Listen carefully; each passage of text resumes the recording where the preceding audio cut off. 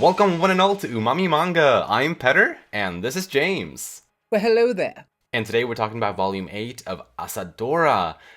Also, happy 4-year anniversary to our little Umami Manga podcast. Yes. Since this is our first episode releasing after December 4th, which is when Umami Manga turns 4. So that is very sweet, very nice. Yes. It's been fun, 4 years.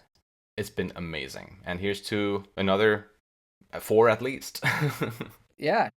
It is also just about a year since we last had the pleasure of covering Asadora on the podcast. Gosh, it's been so long. This one releases fairly slowly, but here we are again. Well, let's start with a little summary of the volume. It opens with Yone finding out that Asa flies an airplane, and she also invites Asa to attend her audition later that day. Asa found an old photo of what looks like a human with a head and upper body resembling the kaiju. And Yone, or should I say Marilyn Nomajin, does her audition and succeeds despite the messy circumstances that occur. The girls then celebrate the victory by going out to eat, while Shota also rejoices over his victory against the kaiju, as he sees it. And with that, the story leaps 4 years forward to 1968, as Asa is 20 or 21, depending on what time of year it is. Yeah. Nokaido traveled back to East Timor to continue the research there, and Yone and her supposed boyfriend, Terao, stole a film role after the scum-ass director, the demon, pushed Yone to film nude in a film that they were making. So they are on the run right now, and they are in need of Asa's help to retrieve the film from Tero's apartment. So, of course, the dependable Asa went to get the film, but was discovered and had to flee with the film and was chased by the demon and his goons. And as Asa's feet are aching and she seemingly managed to shake off the pursuers, she found a strange man playing a guitar and singing her favorite song. And his name is River Etheridge, or however that's pronounced. And yeah, it beats me. He is apparently the original performer of the song that Asa has been obsessed with since she was 12. And yeah, the volume ends right about there with River telling Asa that he is a deserter. So yeah, what a volume.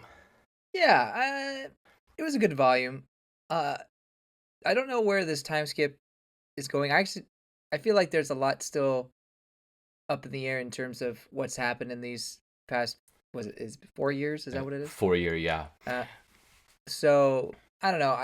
It feels like we're setting up, what the current state of the world is, what everyone's doing with their lives. Yeah. And really what this next arc is going to be focusing on. But the very end chapter with introducing River was certainly a twist I didn't see coming. Yeah.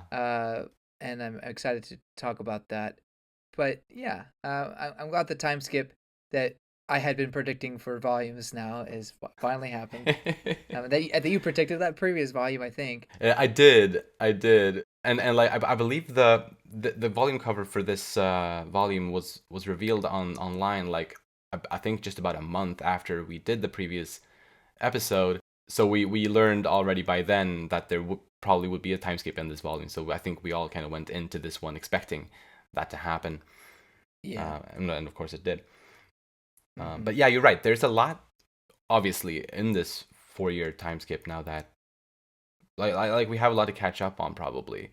Yeah.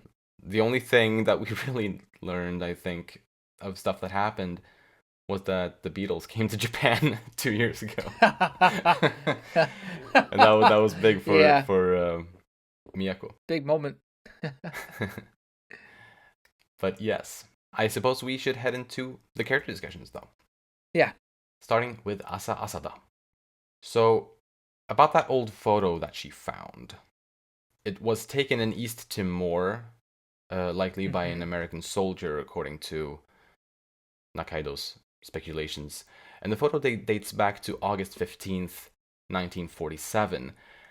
That exact day was when India became independent from the United Kingdom. Mm-hmm. I don't really see how that would be how there would be a connection there, but just wanted to point that out. Maybe somehow there is, just because it's a very specific day.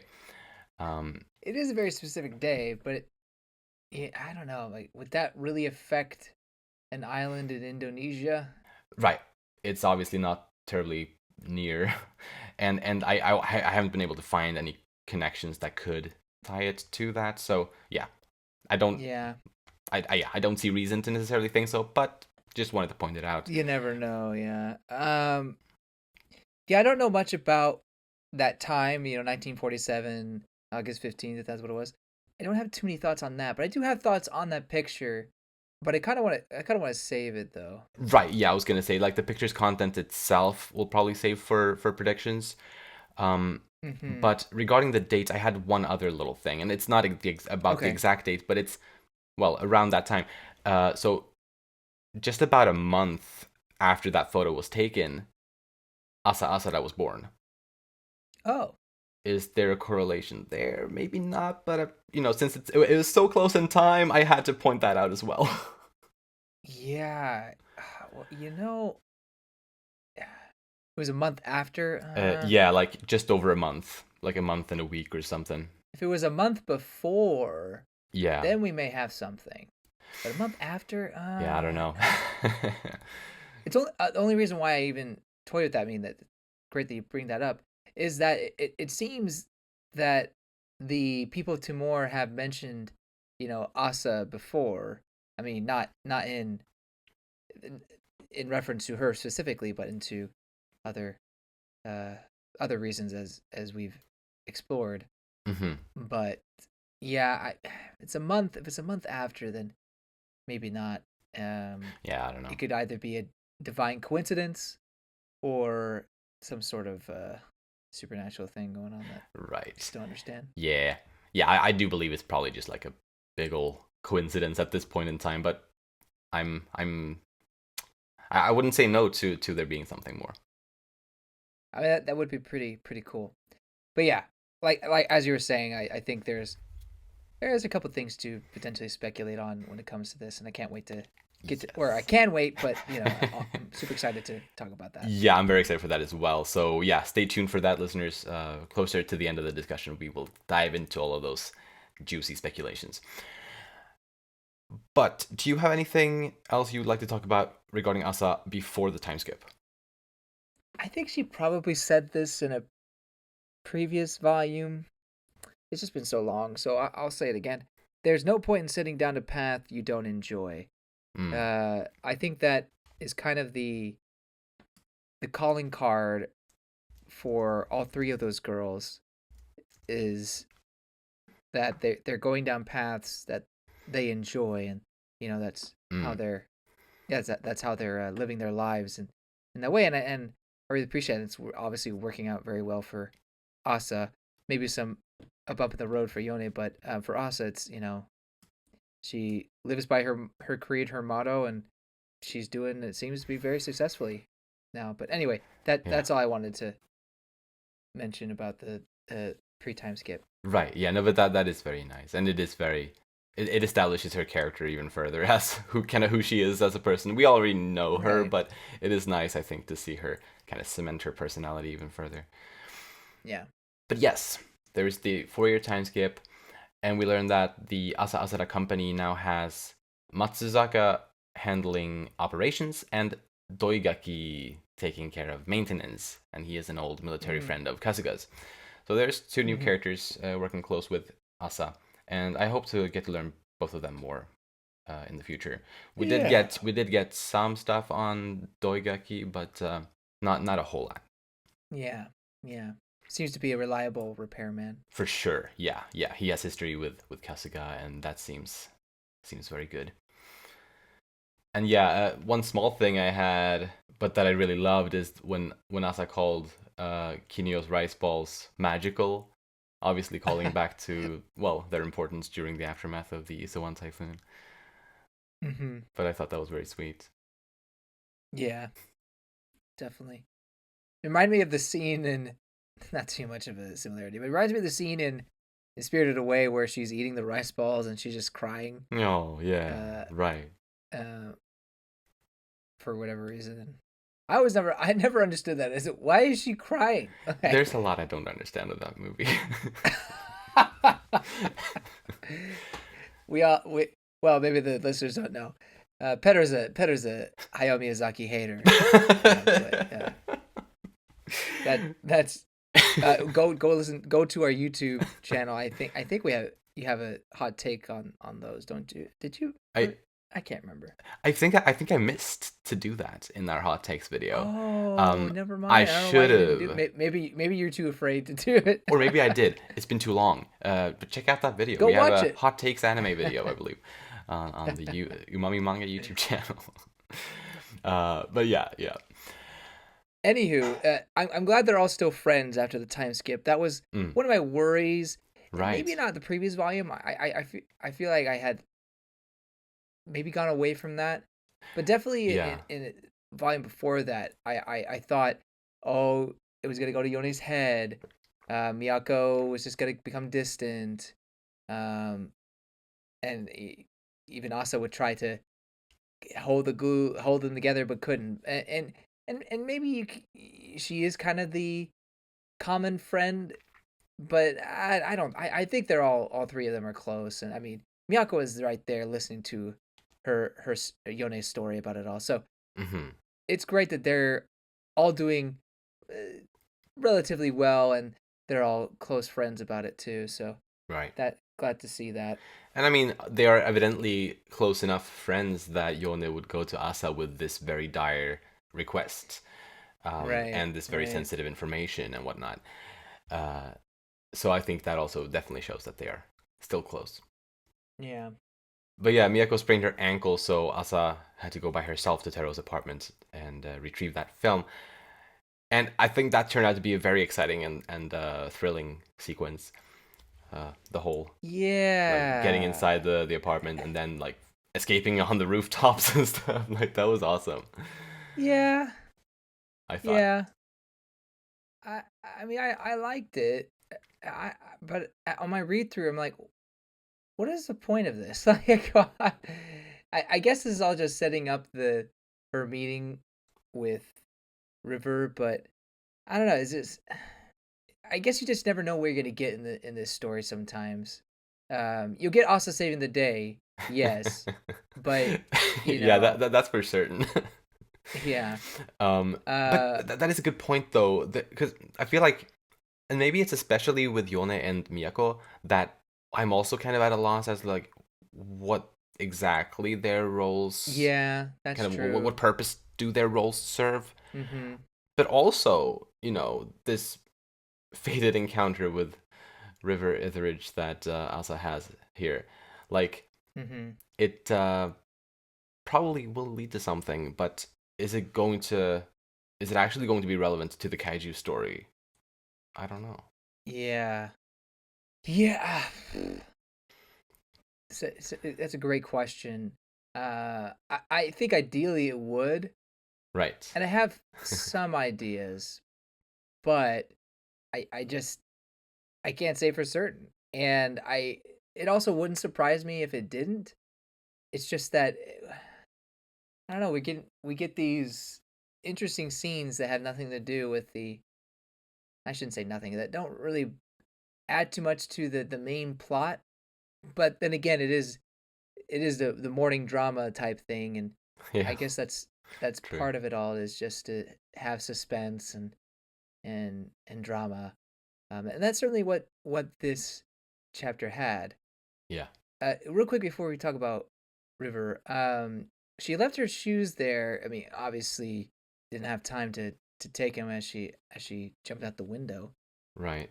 I wonder if that's going to be an issue in the future. Yeah. I wondered the same thing. I mean, maybe I'm not expecting a Cinderella type situation where they make everybody try the shoe, but I don't know, maybe somehow they connect it back to her. Either way, I don't think those guys are going to be out of the story. Right. after No. this. I think Asa's gonna have to deal with them Precisely. maybe a bit more. Now they know her shoe size. We'll put a guy in every shoe department in this city. Yeah. Well, actually, speaking of Cinderella, I found it a little bit funny how Eisaku presented Yone as their starbound Cinderella at the audition. But in the end, it was Asa who dropped her shoes and who, in a way, ended up meeting her prince. Oh, oh So boy. I guess Asa is the real Cinderella. There's a lot to unpack in that statement you just made. Let's continue. Yes, yes. um, moving on to River, like the Asa's encounter with River. Yeah. I loved seeing her reaction, like just to her initially just stepping into that area and like he was singing the song and her expression and the tears in her eyes and as she Mm-hmm. initially also was a little bit like she was singing along as she was tearing up kind of from hearing him sing the song. I thought that was really beautiful and also how she thanked him for the song a little bit later Mm-hmm. because obviously it really has been so important to her for nearly a decade. It really has. I, I I don't know. That's just another one of those. I just can't believe that. I know this is fiction, but it's based on real life, and the fact that you would meet the writer and singer of the song that you loved so many years ago from America Yeah. in Japan, it is so wild and impossible Yeah, that it happened. So it is surreal. it's like that would never happen, but it did. It did, and I think it's really nice. Like I buy it, even though I know it's unrealistic as all hell. I I don't know, I really man. liked it. I guess part of me is having a hard time buying it because I don't know where we're going with it per se. Fair. I could take some guesses, and I may not like some of those guesses, but at this point, it's just too much in the dark, or just so shocking that I there wasn't enough time. There hasn't been enough chapters really of it to process it Yes, all. for sure, for sure. Yeah, we basically only just met him. Like, there's been just about a chapter or so. Yeah. So yeah, excited to see where it's going to lead. Definitely. I mean, at least her English lessons paid off. Yes. That she was able to hold Ah, a conversation. I absolutely adored that excitement from her when she realized that she was able to communicate with him in English. So cute. Ah. Because of course she could speak English, even though she only took like a couple weeks. I don't know. No, that's not that wasn't said ever. But No, she's just been keeping at it for years. I'm just playing into the whole Mary Sue thing here at this point. But Uh yeah, no, it was. I like the scene for Asa in that she's meeting the person that sang her favorite song, and how much that meant to her. I'm just unsure exactly what it all means. fair Exactly. enough. Yeah. We will just have to wait and see. But anything else on Asa right now? Yeah. So more so about the 4 years. Hmm? Uh, she's still listening to the radio, so obviously she still has that instruction Yes. to do so. Has there not been a monster sighting for 4 years? I wonder that too. We don't know. Could have been, Yeah. but also may not have been.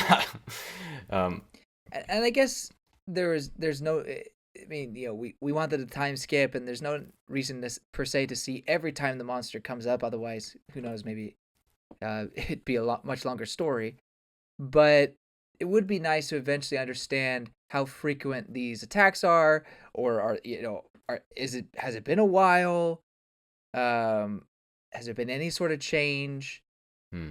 Yeah, so that's what I really want to know whenever we get Volume 9. But I just wanted to throw that in to the Asa discussion there. Absolutely. Then next, I guess we're moving on to Yone Nakajima. in her nervous state of mind, she well, right before the audition, there, she started feeling a bit unsure about whether or not she really enjoys singing anymore. But Uh-huh. I think at the end of the day, I think it is pretty clear that she does enjoy it still.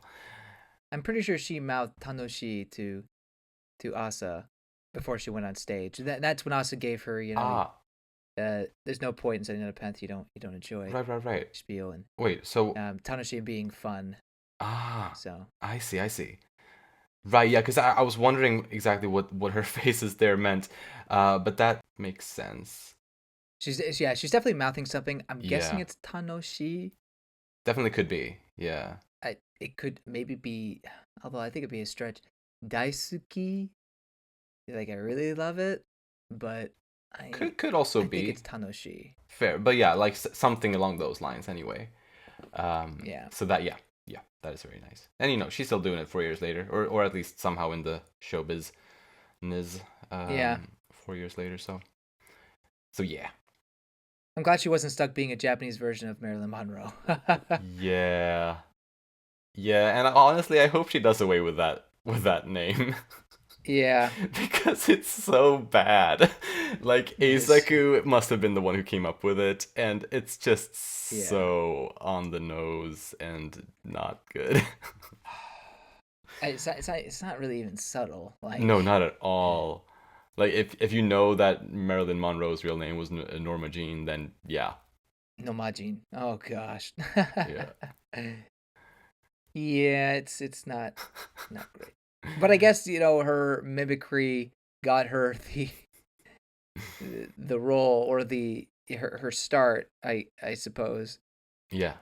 It seemed to imply that she was a one-hit wonder at some point, and that Right. she had some obviously had singles, but then eventually she turned to acting to try to restart her career. Right. Yeah, it seems like it's something like that. But she still seems to go by the name that Eisaku made up for her. That's true, yeah. But yeah, yeah. I thought it was funny, or on my second read through, I kind of picked up on this, although I don't know if it was intentional. When she is having those nerves and is hurling on stage or off stage, Mm, she calms down and says, "I won't run away." yeah. And then, and then years later, she's running away. Ah, oh, oh Dif- yeah. different, That is funny. That's funny though. different circumstances, of course. Uh, although, you know, it almost feels like one thing has led to the other in terms of quote unquote indecency. Well, yeah. But now she is running from that. Like she's running from the indecency specifically, you could say. Yeah, Um, yeah. so maybe, if she gets through this, which, she probably will, mm, maybe she has a chance at a new career completely free of any such types of indecencies. Hopefully. That would be nice. It would be really neat if somehow they were able to spin the story in her favor, and that they kind of, I don't know, gaslight's the right word, but they, make the director guy into the bad guy, forcing her to do that, and then that somehow gets her other roles. I don't know. I don't know. Sounds like you're not buying it, which is fine. Just throwing it out The demon is such a bad guy. That's all I know. there. But yeah, she, I guess, is dating uh Shuzo Terao now. It seems like it's a romantic relationship, I believe, even though she made a comment about her being like a little sister to him or something like that. I don't think that meant what it sounded like. Yeah, no, I, I mean, it's Miyako and Asa are going out about how romantic it is, so Right. I'm pretty sure it is that. Yeah, the Hmm. little sister thing. Maybe that's just how he was treating her at the beginning Oh yeah. when they first met, and then things escalated from there. Right. But yeah, I think it's pretty safe to say that they are together. Yeah, Yeah. I mean, Taro seems to be a decent guy, and I like to think his head and just his motives are in the right place. Mm. But Urasawa, I mean, I can't speak that I know all of his works, but he has to say in the fact that it's difficult for him to write decent men or whatever. You know what I mean? Like men who don't have their own flaws and downfalls and things like that. Mm. So I just I don't know. I could Terao be using her somehow in some way? That's terrible to think, but I just don't know. I Yeah. just know what Urasawa was going to try to pull. I mean, for You sure, know? for sure. I guess it is good to be ready for a twist like that. But yeah. So far, I'm not getting those vibes. I'm not getting those vibes at all. But you never know. It is fair though to be cautious. Yeah. I wasn't getting vibes that Sho would be a drug addict, and then here we are. So, Yeah. obviously, I'm quite bitter about that. But Mm-hmm. it, Rightfully so. it's looking promising right now for Terao being on her side Yeah. and just being a good guy. And I hope it works out for them. I have no doubt it's gonna work out for Yone. Just because it always works out for these three. So I'm going to lean on that. But Yeah. yeah, that's all I have on Terao. Great. Then let's move on to our boy Shota Hayata. Bro is still delusional. Yeah. Yeah, this guy's current situation has gotten so freaking sad. Yep. So sad. Like he's got this drug-induced psychosis that makes him think like he's combating this kaiju time and time again, and he is really, really convinced that it's reality. And it's heartbreaking to see him like this. I don't like it. I don't like it. Cause I don't know. I just don't know where it's going besides doom, you know, spiraling out of control. I mean, at least before he had a goal, an actual goal in life, and now Yeah. has this make believe goal that or make believe that he's a hero. It's certainly interesting, and it makes me feel things, Mhm. which is great. Mhm. But uh, it's so disappointing to see a character you like go down this path, especially as I said in the previous discussion, when everyone else seems to be succeeding, Mhm. and he's the only one that's kind of suffering here. Yeah, it's awful. But it's also intriguing because I feel like in due time his story will lead to something quite exciting. I have no idea what it's going to be, but it's going to be great. That's just my feeling about it. It's gonna. What, jail? Like No. where do you go from here? No, I don't know. I don't know, but somehow Urasawa's gonna twist it into something awesome. Crack? Like I don't know. Like No. And hey, drug lord? dude, what if he's not delusional? What if he is actually a superhero and we are the ones who are delusional? Probably not the case, but hey, what if? You never know. You never know. I will say that you can never put it past a story like this that somehow it connects to that overall plot. Mhm. It is hard to see how it does, though, especially since we get this time skip, and this very very similar thing happened in the previous time skip, where we had a few chapters of that, and then I think in the next volume we got show, or was it the volume after that? I can't remember, but we eventually did see him. He wasn't shown right away, Mhm. and so maybe that will happen in this case. But leaving him the way you do, and then not knowing what is happening to him after 4 years, it's kind of nerve wracking. And we're not True. getting another volume for at least a year, so it's just I don't know, kind of frustrating to leave a character like that in that situation. Yeah, no, But it is. Yeah, I'm very curious about him. Yeah, because honestly, yeah, you're right. It could have gone a lot of different ways for him in the past 4 years, yeah, both up and down. yeah, yeah. Maybe he's recovering. I doubt it. The idea of setting down a path you don't enjoy, Asa being the opposite of that, setting down a path you do enjoy.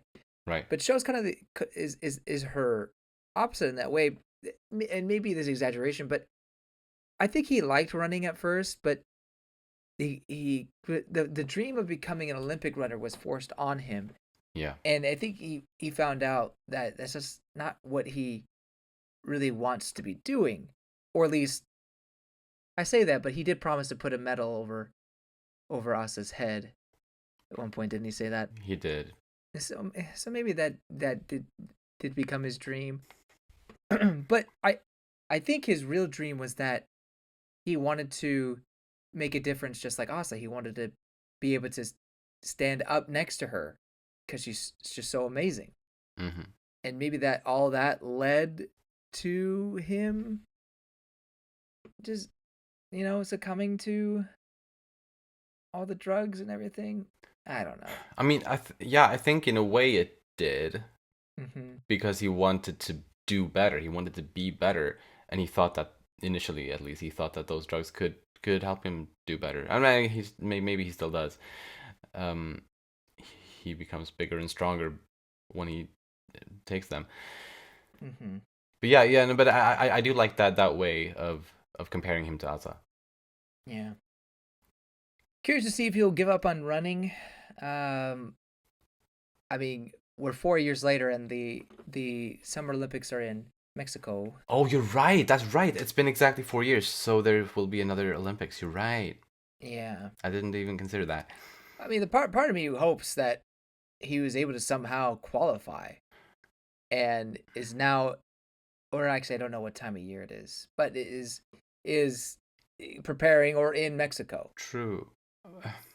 That'd be awesome.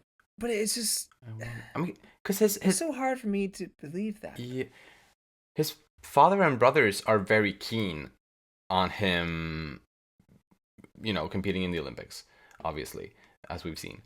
Uh huh. And I'm thinking, with them being as they are, they love him as family. They do, and but they also have this goal or this dream, uh, for him to be an Olympic runner. I feel like it would have made sense for them to kind of make sure that he does train, make sure that he does straighten up, and maybe quit those drugs. Like they would, I think they would try to make sure of him being healthy. Maybe, I don't know. I mean, But then again, Shota would keep the drugs a secret from them, most likely. yeah. So it's, yeah, I don't know. Still though, they would have probably at least tried to get him into the Olympics this year. So yeah, yeah, that's a good point. I totally had not thought about. Do you think there could have been an actual doping effect with the drugs, even though that's not Hmm. what's his name? I forget Mickey? the drug dealer guy, Mickey. Yeah, that's right. Um, That's not what the drugs are supposed to do, but maybe they had some sort of testosterone or I don't know steroid like quality to them, I wonder. and maybe that actually ended up improving his running somehow. I mean, that could be interesting.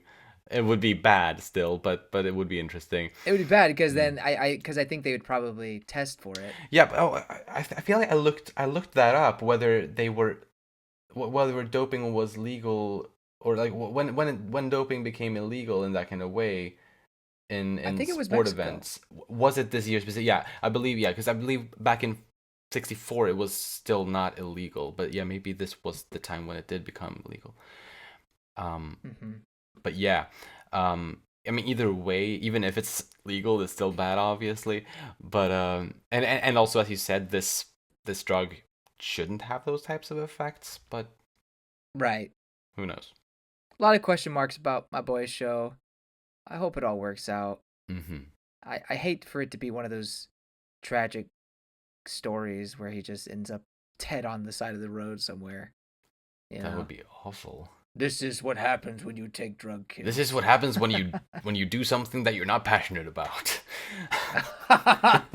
Okay, never ever. And then everybody was cured. The end.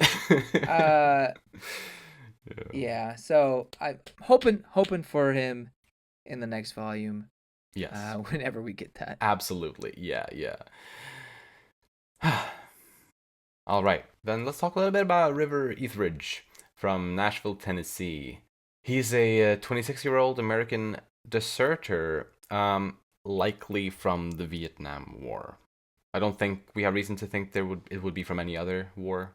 Mm-hmm. So probably is that. Yeah. And yeah, he performed Asa's favorite song in the alley or wherever that was. Well, he originally performed it when he was 17. Precisely, and that's when he recorded it and everything. So yeah, he was young, and we learned that the song is called "It's Because I Love You." And we used to be under the assumption that this could have been a song called "Why" by Frankie Avalon because the lyrics that we knew of it kind of matched up with that song, and it was from around that same time in history. So I think that was a fair assumption of us to make. But this volume confirms that this song is an Urasawa original, I guess. It's Yeah. made up for the manga, both the song and the artist. Mm-hmm. So yeah, that's good. Good to know. You know, I wonder if he faked the name because I guess River could be a name. Has the Etheridge? Maybe it's out there. I don't know. I don't know. I did Google River Etheridge because I wanted to make sure that it wasn't like actually a real like obscure artist or something like that. And the only thing I found, if I recall, was a river somewhere in Australia, I believe, which was called Etheridge or Etheridge River. But yeah, that's all I could find. So Well, it's definitely it. Yeah, it's definitely the last name. gotcha. I just don't. I don't see. I haven't seen that name too often, or if ever. That's why I was like, "Is that a real name?" But yeah, looking it up, yeah, it's definitely a real one. Hmm. Yeah, and I guess River. Yeah, that could definitely be a first name, Yeah. particularly in that part of the country. Oh yeah. I just, yeah, I don't know. I wonder maybe he's using a pseudonym.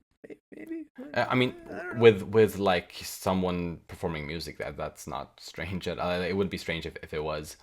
Well, he's trying to hide from America. Ah, that Trying to hide too. his identity. True, that as So, well. Yeah, you're right.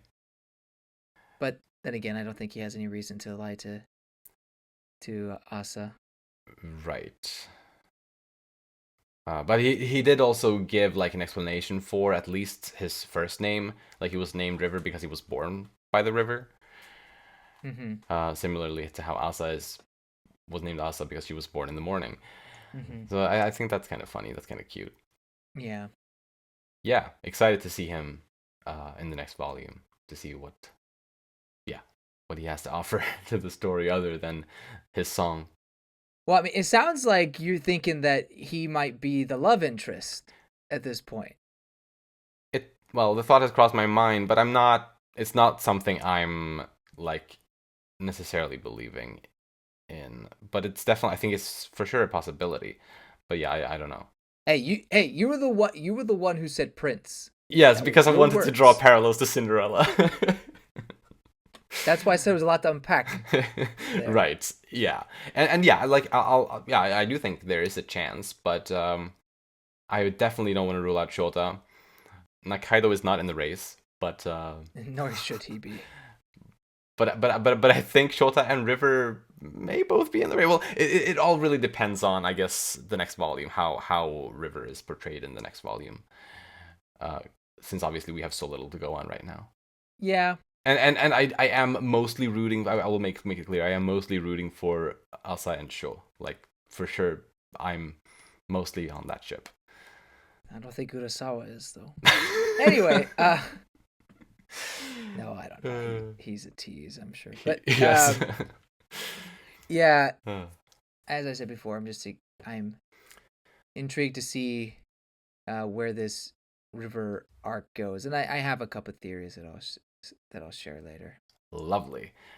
All right, then, let's talk next a bit about Keiichi Nakaido.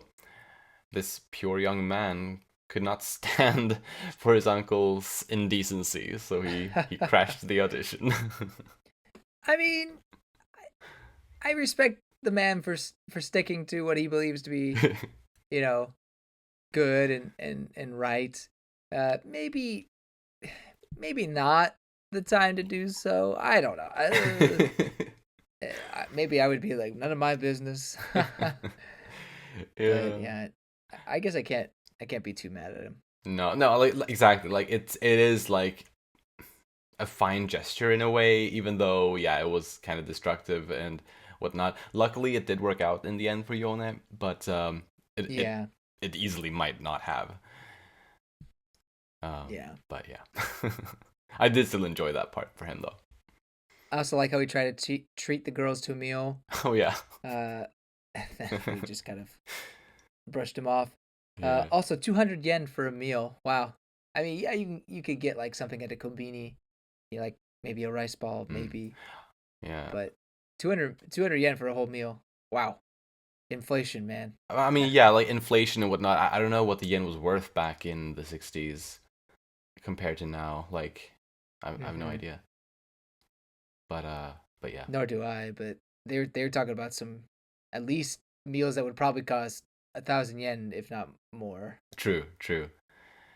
Economy. Yep. um, Yep.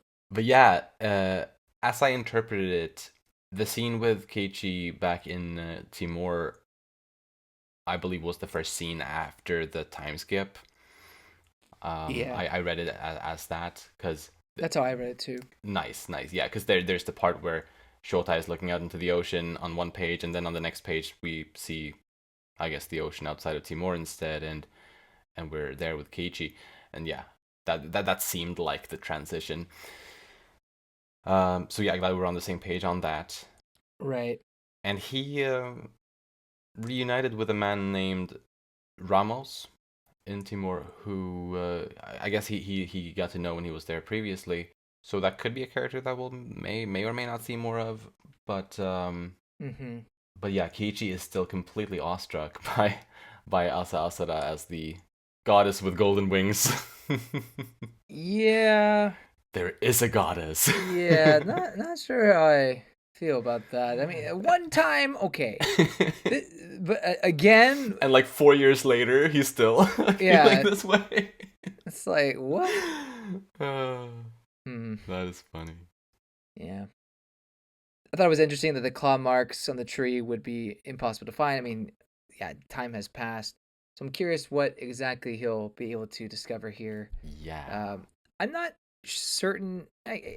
Who knows? Maybe we'll follow him, but maybe it'll be more like he comes back to Japan and gives a report on what he found Right. versus actually being there. But who knows? Yeah, on because honestly, I would like for Asa to be there when the action or whatever, when the big reveals happen in Timor. So it Yeah. would be nice if he returned and then went back with Asa and maybe if somebody else too, like if they went back there. And that's when the big stuff happens. But yes, I guess we're moving on Yeah. to Yamakura, the name that we got for the sleazy reporter guy. Yeah. Finally. Yeah. Right. And yeah, he wrote that article really without, like the initial article anyway, really without believing in the kaiju himself. Um, Mm-hmm. but then when he was on the beach with Shota, they actually saw what very likely could have been the kaiju splashing in the ocean. So from there on out, Yamakura does believe in the kaiju actually. Yeah. Uh, I wrote the same thing. It seems to be a believer now. Precise. So that is interesting, I think, because he has probably gone through like many years of his life as a reporter, just writing all types of bullshit that he doesn't believe in. But now he actually has like a big news that he can write about that is real and that he has seen with his eyes. That's like crazy. So that's got to be Mm-hmm. something pretty eye opening for him. Yeah. So I'm curious to see what he's got in the coming volumes. Right. Yeah. There's no way you have him at the end of that time skip and don't bring him back in some way. Right. Um. Yeah. He may even be just a thorn on Asa's side. uh, Somehow trying to connect them. You don't think him and Sho have any sort of thing going on, like, you know, Hmm. hey, you reported the monster, I go fight it, or something ridiculous like that. That's a funny idea. I It's just the fact they're on the beach there. True, for sure, for sure. And it's like the second time they run into each other on the beach in a way, and chances Yeah. are they would continue to meet each other at the beach. Um, yeah, yeah, that could be interesting. Although Shota's face when he saw the reporter the first time very much said like, "Don't talk to me," like. So I don't know. I don't know.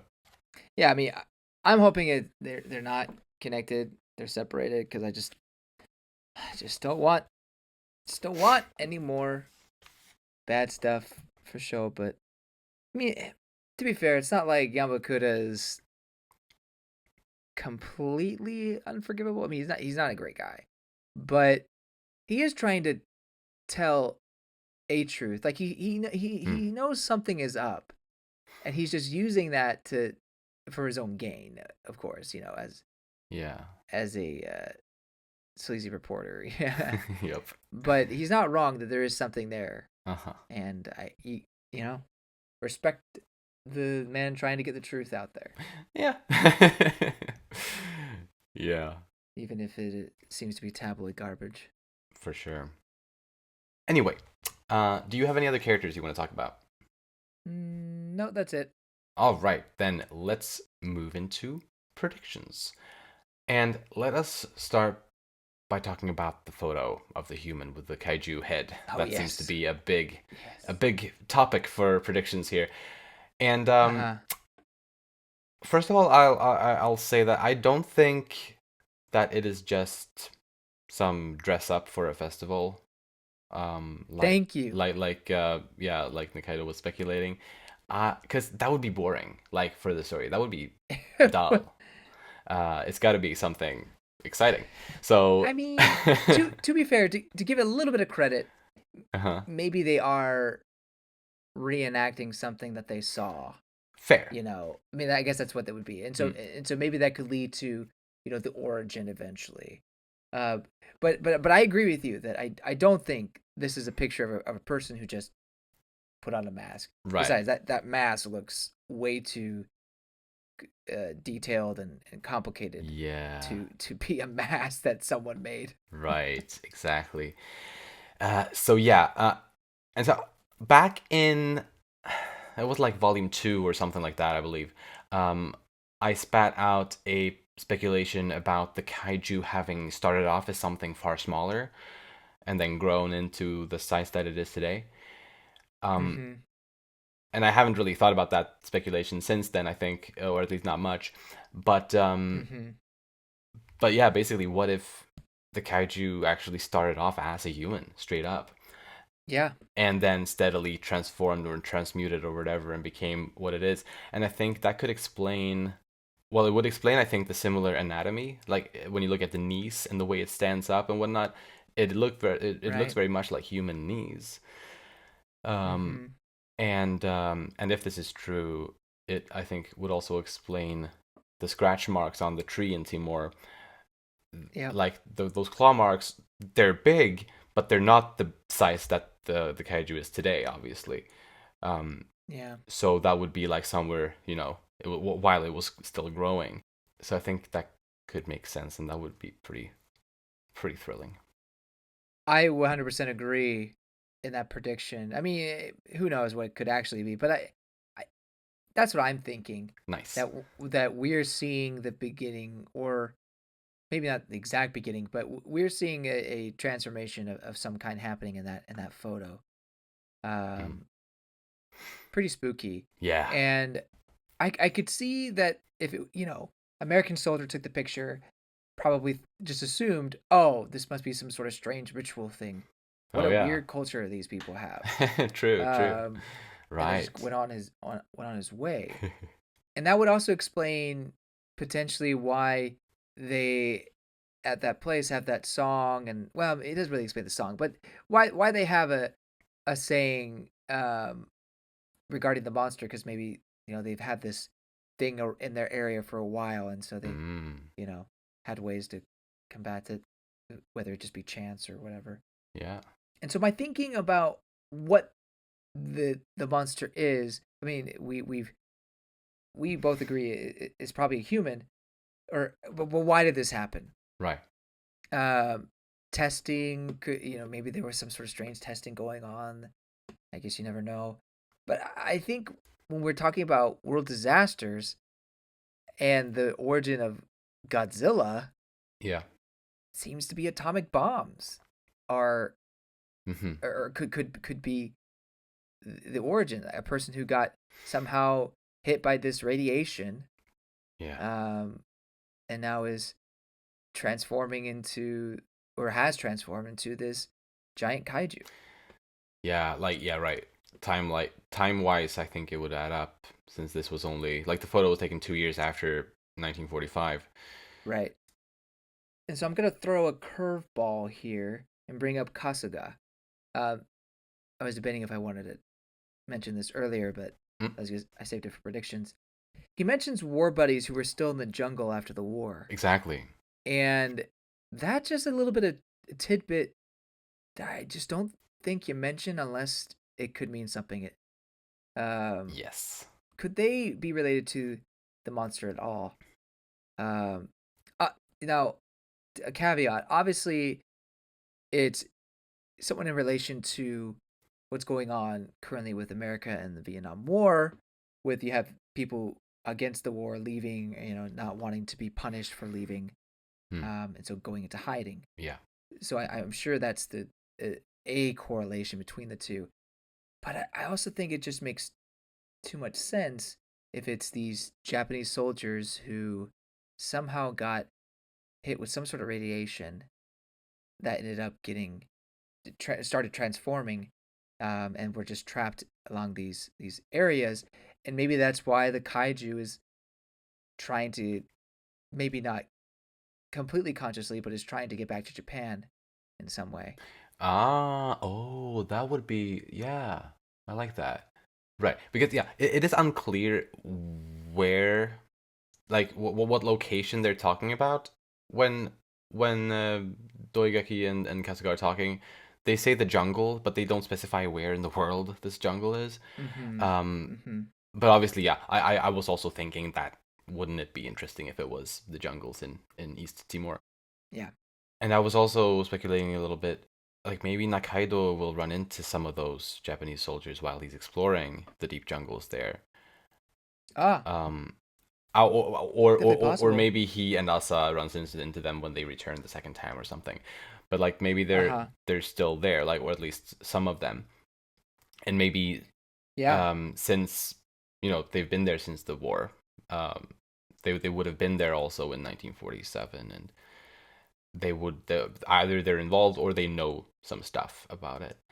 They could get answers that way Yeah. potentially. I like that. Mm-hmm. Even if it's not them that have been transformed, I think it would be Hmm. a, a interesting way to help them reveal the truth. Right. Finding those deserters. Exactly. Hmm. Ah, all this stuff, or like this whole part of the story is super exciting to me. I know, Oh. and yet most of the volume was about stealing a nudie film. Yeah. But hey, you need little by little. The nuggets is, yeah. Yeah. Right. He Yeah. Urasawa was a great storyteller. Don't get me wrong. He Yeah, is. he's very good. Oh yes.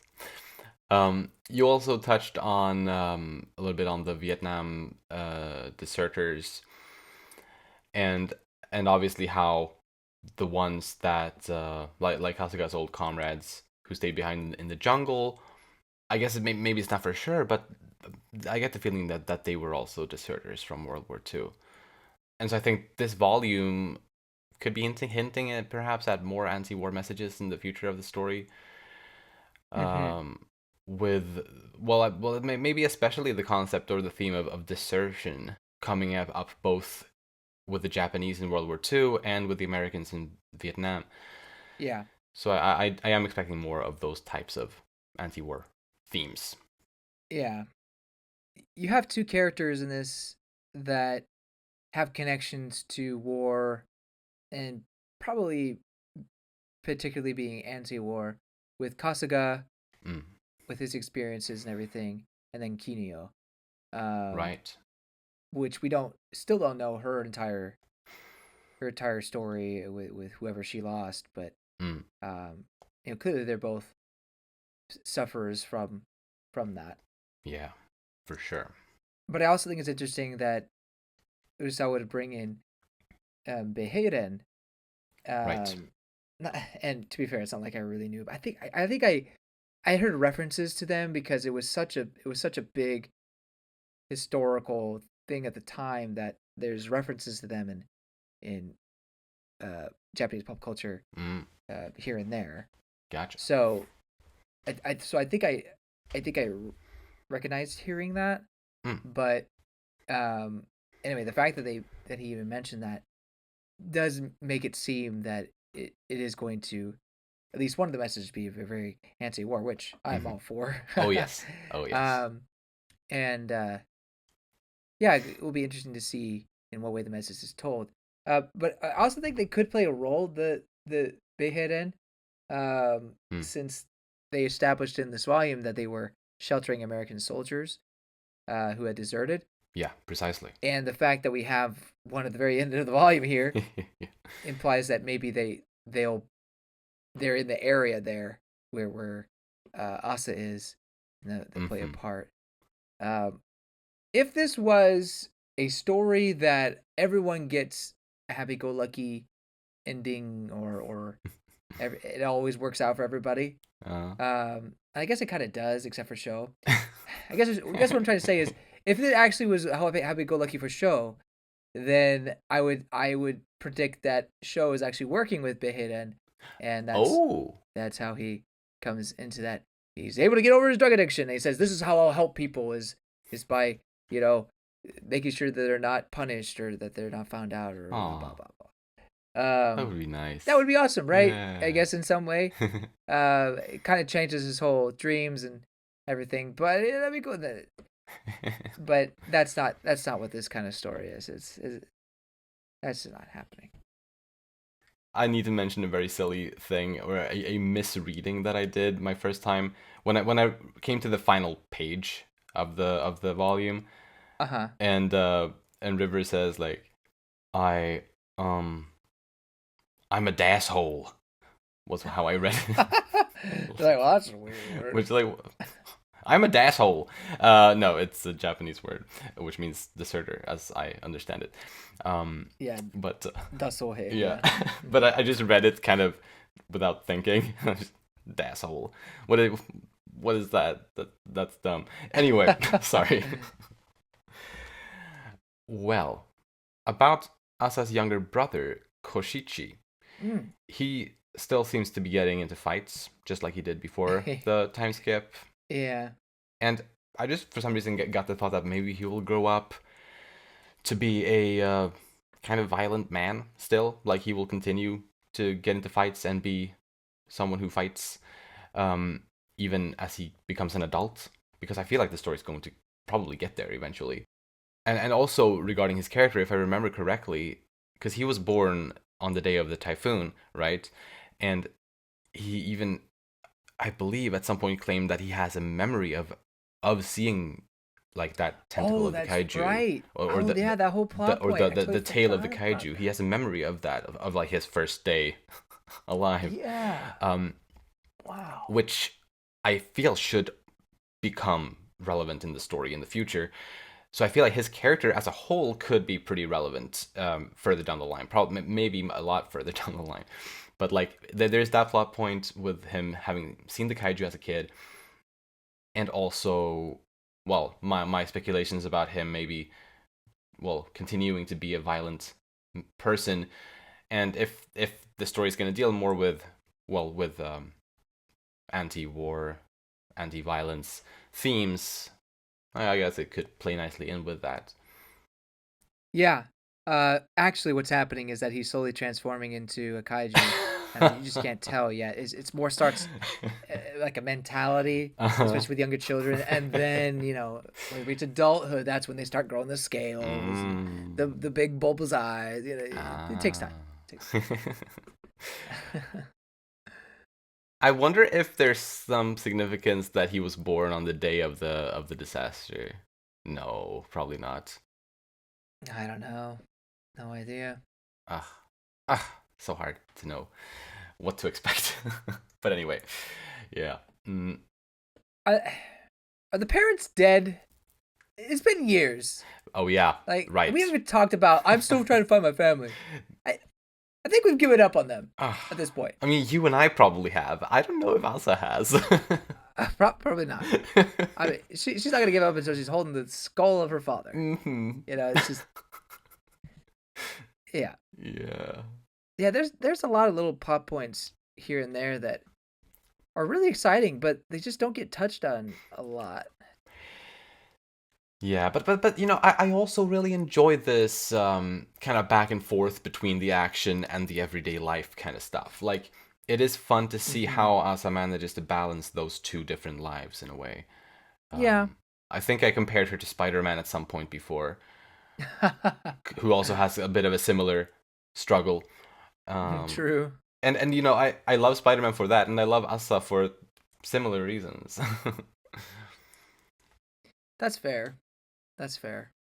I mean, you based on the first chapter of the manga, her heroics go unrewarded for a long time, meaning that she definitely has been able to balance her regular life with her, I guess, heroic life Right. effectively without it being known throughout the country. So Precisely. But plus, even in the very beginning of the first volume, I believe the narration says something, or it refers to Asa as this nameless girl, which I think implies that she will remain an unknown to history right, throughout her whole yeah, life. that's what I was trying to say. Yeah, Mm-mm-mm. hmm, Right. So yeah, that is very nice. yeah. 8 volumes in, I know that they're gonna be sprinkling in these nuggets with everyday life stuff, but and to be fair, we've had volumes where it's just been all kaiju battle. Um, Hmm. Yeah. maybe not all, but Well, a but yeah, lot of still kaiju very big battles. So parts. Yeah, for sure. yeah, No, but I think it's fair to want more of that. okay, yeah. I'm probably giving it more gruff than I or guff than I should, but I don't know. It had been a year since we had the previous volume, Yeah. and we finally got that time skip. And so now we're back into beginning of an arc mode, beginning of a time skip mode, and so it's. I guess part of me does feel it's a little repetitive in terms of just a little bit in terms of okay, new time skip. Who's this? You know what I Hmm. mean? I get you. I get you. I don't agree with your feelings about that, but I get you.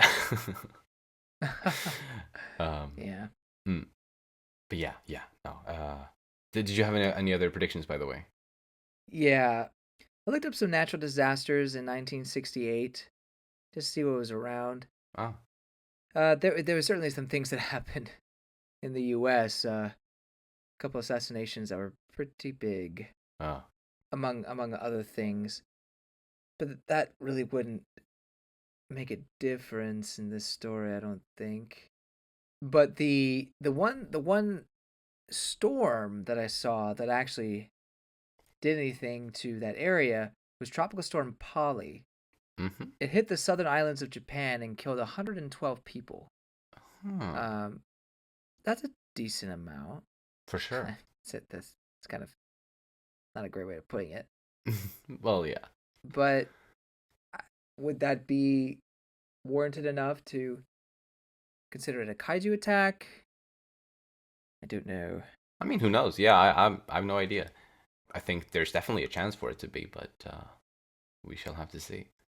And we also don't know when in the year we're at right now. Or at least I didn't pick up on any indications that would tell us what part of 1968 that it is currently. So Right. I don't know. Yeah, I mean she's wearing a jacket. She is bare-legged though, so it's probably not super cold. Yeah, I can't. Yeah, I don't think it's super cold. So yeah, at least not winter, but I guess honestly, yeah, I guess we can assume summer because just based on how people are dressed in general. Mm-hmm. Like the reporters aren't wearing jackets or anything warm. It looks like, or no, some are. Ah, I don't know. Maybe it's just a style thing. Mhm. I don't know. 60s fashion. Yeah. Yeah, I mean the trees look fine. Like they're not barren or anything like that, so falling. Right. So yeah, maybe it's like spring or something. Anyway, so there's that. Then lastly, I just wanted to give one last thing to show. I'm throwing my guess that he's still trying to run, but he is basically at the point where he has to basically give up, and he's still doing the drugs, Mm. and one thing's led to another, and he's really in deep with the drug lord people. Right. I think I agree with both of those things. Like with the running, it makes sense that he would still be doing that because of, well, I assume his family would continue to pressure him with that.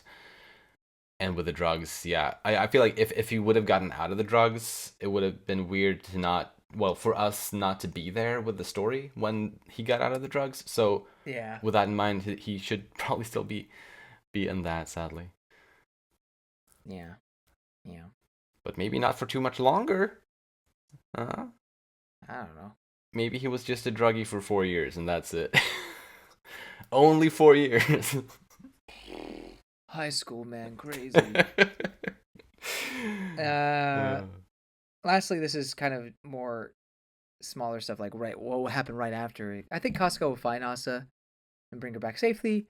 Yeah. But I don't think the director will stop chasing after the film. Don't know how that's gonna be resolved, but yeah. At the very least, I think Costco will find her. Yeah, precisely. Asa will be fine. And we will learn more about River. Yeah. Yeah, excited for Volume 9 in a year. Yeah. I'm sure the next volume will be a little more my speed in terms of how the story is going. I hope so. I guess I was just a little let down after having to wait a year. That's fair. I will let our listeners know though that I was very pleased with this volume. As I always seem to be by the Asadora books. There's just something about them that just gives me so much joy. And just, I don't know, I just love flipping through those pages, looking at the art, reading the story. I don't know, it's just so kind of cozy to me. I love it.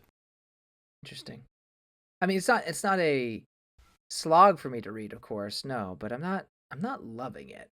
I'll say that. I mean, there are volumes I have really enjoyed, but I'm not like it's not comparable to some of our other manga that we read. Fair enough. In my opinion. Oh man, it feels kind of sad to like end this episode knowing that we won't talk about Asadora again for like a year, most likely. At least, well, for me it's sad anyway. But maybe for you too, because maybe you would enjoy it more if it was faster paced. I don't know. Yeah, I think I would. But alas, that is how things are. But in Urasawa we trust, right? Or at least I do. I don't know. I don't know. Pluto is pretty good. I saw the anime for that. He did a good job there. He really did. But I haven't seen his other stuff, so I really don't know. And to be fair, I've only seen one more thing than you, and that being the anime adaptation of Monster. So I don't. And I've heard great things about it though. Yeah, so. it's very, very good. And I've heard the anime adaptation of that one is like very, very faithful. Oh. But yeah, I really want to read 20th Century Boys. I bought the first, I believe, 8 volumes. But they're like two in one, so it's 4 books. But I haven't started reading them at all yet. but I really want to, because that 20th Century Boy seems like his most kind of beloved series, or maybe Monster is, I don't know. It's one of those two, probably. Yeah. Yeah, I guess let us not drag out this episode any further. It's been lovely talking about Asadora again. And if you listeners enjoy our podcast, please share it with your friends. You'll find links to our social media in the description. And you can support us by rating our show on the podcast platforms and subscribing to our channel Umami Manga on YouTube. Thank you so much for listening, and we'll see you next time when we'll talk about Volume 9. Bye-bye! See you later!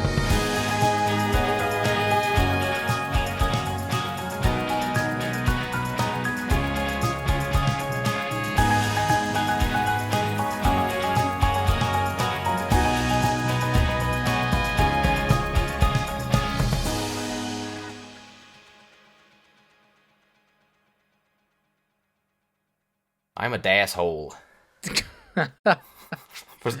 You kiss your mother with that mouth? Why did I read it with that voice? I'm a dasshole. Is that what you think Tennessee people from Tennessee talk like? Exactly like that.